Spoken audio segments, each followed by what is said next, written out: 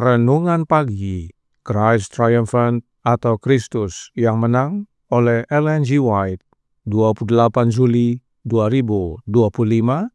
Mari kita berdoa. Bapa kami yang di sorga, Allah pencipta langit dan bumi, laut dan segala isinya, Allah yang maha besar, maha kuasa, sumber segalanya, yang kami sembah selalu melalui anak-Mu yang tunggal, Yesus Kristus. Terpujilah Yesus, anak Allah yang maha tinggi, yang adalah Raja Damai bagi kami. Pada pagi hari ini kami bersyukur boleh bangun dan berbakti, dan sebagaimana membaca dan mendengarkan nasihat firman-Mu, kiranya kami bersiap untuk kedatangan Kristus yang kedua kali. Beserta kami sepanjang perbaktian ini, kehendak-Mu yang jadi.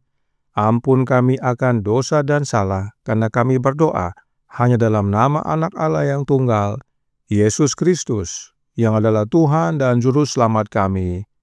Amin. Renungan hari ini akan dibacakan oleh Ibu Sinta Lohonauman. Kepada Ibu Sinta, kami persilahkan.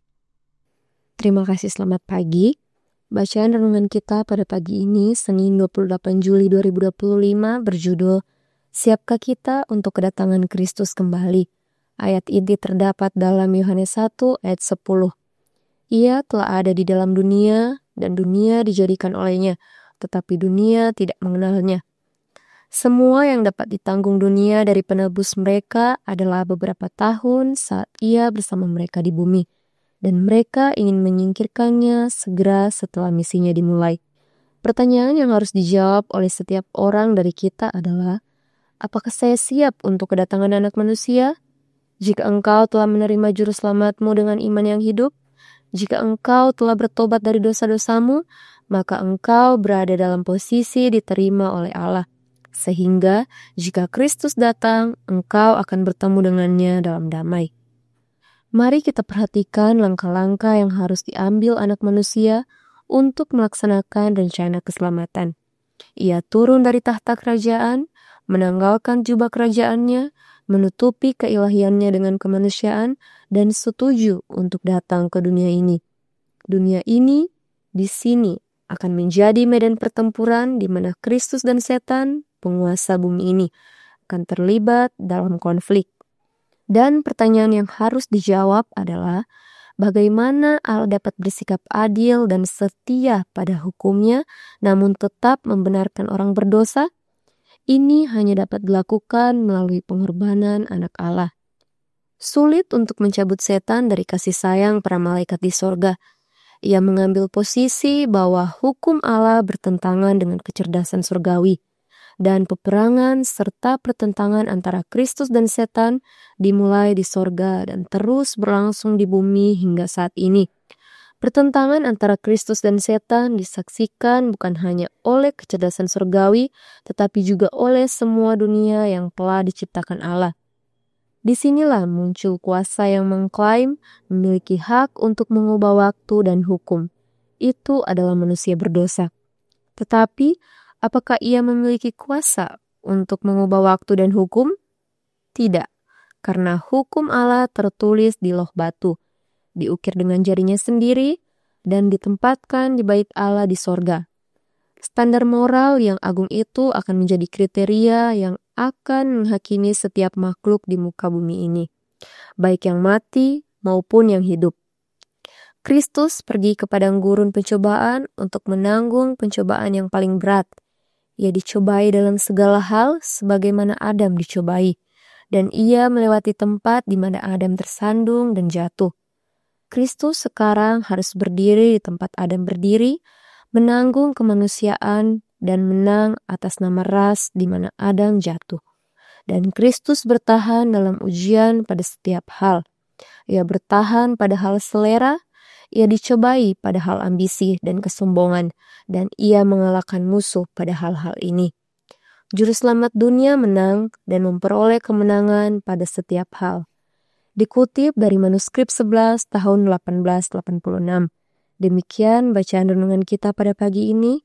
Tuhan Yesus memberkati. Terima kasih atas penata layanan Ibu Sinta. Tuhan Yesus memberkati. Selamat pagi saudaraku dalam Tuhan. Pertanyaan penting bagi kita semua adalah, adakah kita sudah siap untuk kedatangan Kristus yang kedua kali? Persiapan apakah yang kita perlukan untuk menyambut kedatangan Kristus yang kedua kali? Suratnya nomor 72 tahun 1902 paragraf 11 berkata, Kristus, Sang Tuan rumah tangga, telah pergi untuk mempersiapkan bagi kita rumah-rumah di kota sorgawi. Kita menantikan kedatangannya kembali. Marilah kita menghormatinya dalam ketidakhadirannya dengan setia mengerjakan pekerjaan yang telah Dia percayakan kepada kita. Apakah pekerjaan yang Yesus telah percayakan kepada kita? Pekerjaan yang sama yang Bapa percayakan kepada anaknya.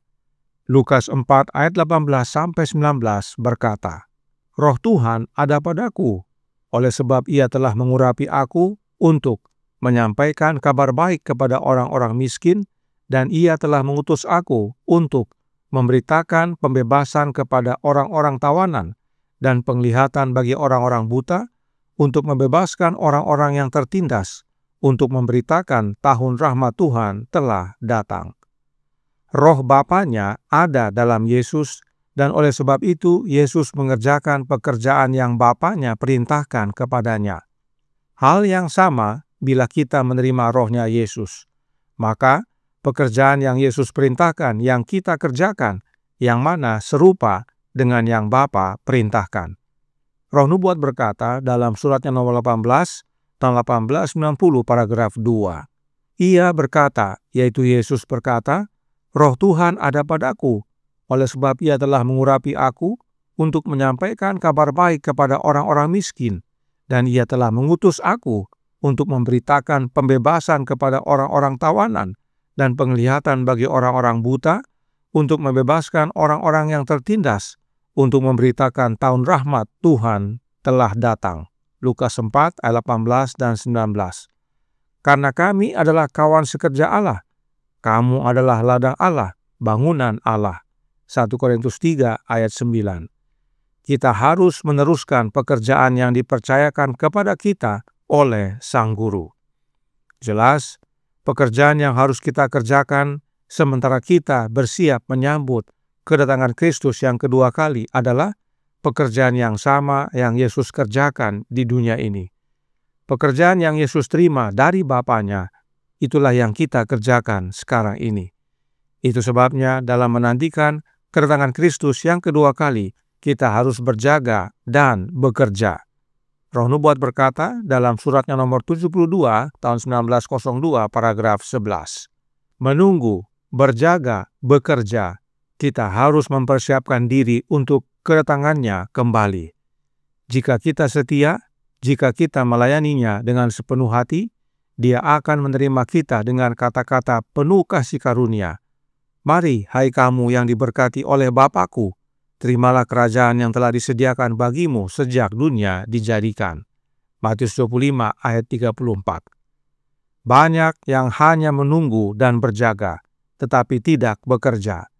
Padahal kita harus bekerja, yaitu melakukan pekerjaan yang Yesus percayakan kepada kita oleh kehadiran Roh-Nya dalam hati kita. Itu sebabnya Roh Nubuat berkata dalam Signs of the Times tanggal 9 Juli tahun 1902 paragraf 12. Allah memanggil. Apakah Anda mendengar suaranya? Dia memanggil para pekerja yang sungguh-sungguh dan sepenuh hati. Maukah Anda mendengar dan menyangkal diri, memikul salib dan mengikutinya? Mereka yang menolak, menyerahkan diri pada kesenangan dan keegoisan, menderita kerugian abadi. Itu sebabnya, untuk bersiap dalam menyambut kedatangan Kristus yang kedua kali adalah mengerjakan pekerjaan yang Yesus berikan kepada kita. Perhatikan apa yang harus Yesus lakukan demi keselamatan kita. Dalam Christ Triumphant halaman 216 paragraf 3. Mari kita perhatikan langkah-langkah yang harus diambil Anak Manusia untuk melaksanakan rencana keselamatan. Ia turun dari tahta kerajaan, menanggalkan jubah kerajaannya, menutupi keilahiannya dengan kemanusiaan, dan setuju untuk datang ke dunia ini. Dunia ini di sini akan menjadi medan pertempuran di mana Kristus dan setan, penguasa bumi ini, akan terlibat dalam konflik. Sungguh suatu pengorbanan besar dan pekerjaan besar yang Yesus lakukan bagi kita agar keselamatan dapat menjadi bagian kita. Lalu, kita hanya menunggu dan berjaga?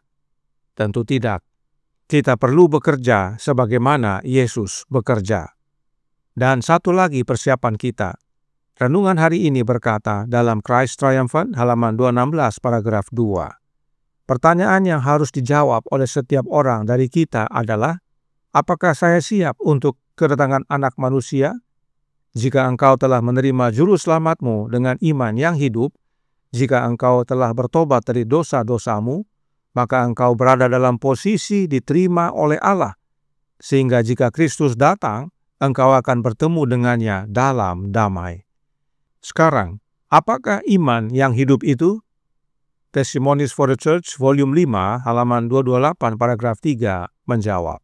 Iman yang hidup inilah yang sangat kita butuhkan saat ini. Kita harus tahu bahwa Yesus sungguh milik kita, bahwa Roh-Nya sedang menyucikan dan memurnikan hati kita. Iman yang hidup itu adalah kehadiran Kristus dalam hidup kita, yaitu oleh kehadiran Roh-Nya yang menyucikan dan memurnikan kita.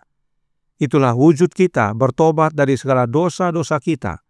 Karenanya, persiapan apakah yang diperlukan untuk menyambut kedatangan Kristus yang kedua kali? Persiapan kita adalah menerima akan Roh-Nya Yesus untuk membersihkan kita dari dosa-dosa kita, memurnikan dan menyucikan kita, dan untuk mengerjakan pekerjaan yang Yesus berikan kepada kita. Itulah kuasa yang Yesus karuniakan agar kita dapat menjadi pekerja-pekerjanya yang penuh kuasa. Tuhan memberkati, saya bawa dalam nama Yesus. Amin. Mari kita berdoa. Bapa kami yang di sorga, Allah pencipta langit dan bumi, laut dan segala isinya, Allah yang maha kuasa, maha besar, sumber segalanya, yang kami sembah selalu melalui Anak-Mu yang tunggal, Yesus Kristus. Terima kasih atas nasihat yang penting bagi kami. Adakah kami bersiap untuk menyambut Yesus datang kedua kali? Dan persiapan apakah yang penting bagi kami sekarang ini?